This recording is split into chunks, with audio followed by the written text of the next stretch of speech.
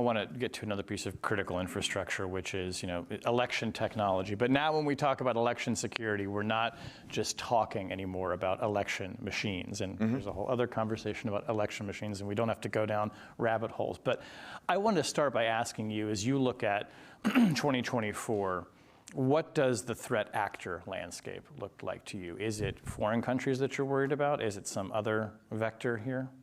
So when I was at Homeland back in the last administration, my view is I tend to start with what's the worst possible thing that could happen, and then you work back from there. And that afforded me the nickname of catastrophic Krebs. It's catchy. But it's not always how you want to enter a meeting. That guy. Nonetheless, the one thing we have right now is time. So we're looking forward to next year. It gives us at least 12 to 13 months in advance of the election. Now, threats will start hitting the radar before that. But as I think about the threat landscape for 24, the hair on the back of my neck stands up because we have a different set of actors with a different set of motivations, and it's much broader than just foreign threats. In 2020, I tended to look at Russia and China as a set of actors that were probably okay with just sitting back and letting it play out. This time, it's a little bit different in my view.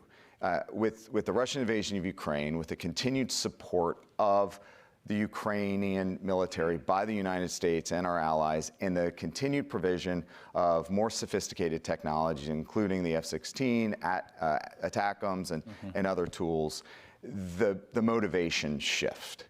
And so when we think to the early days of the Ukrainian war, like you mentioned earlier, we were expecting hits on U.S. infrastructure. Right. I don't think that expectation was necessarily wrong. I don't think the Shields Up campaign from the U.S. government was wrong. I think it was perhaps we got the timing wrong.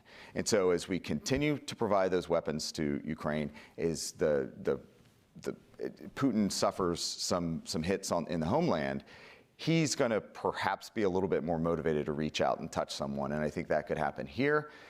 We still don't think, though, we don't have any evidence that suggests the Russians, Chinese, Iranians, or anyone else actually has the technical capability or has demonstrated that ability to change a vote, stop counting, or otherwise interfere with the certification process. And that's an important point to emphasize, that right now we do not think a foreign government has the ability to break into voting machines and transfer votes in meaningful ways and change. Yeah. However, that's a myopic approach in my view. Okay. Because look, the concept may not be to actually change the outcome of the election technically. It instead could be get into some point of the election process, make it wobble a little bit, and then that cascades out over the information ecosystem and undermines confidence in the process, and that becomes the next big thing.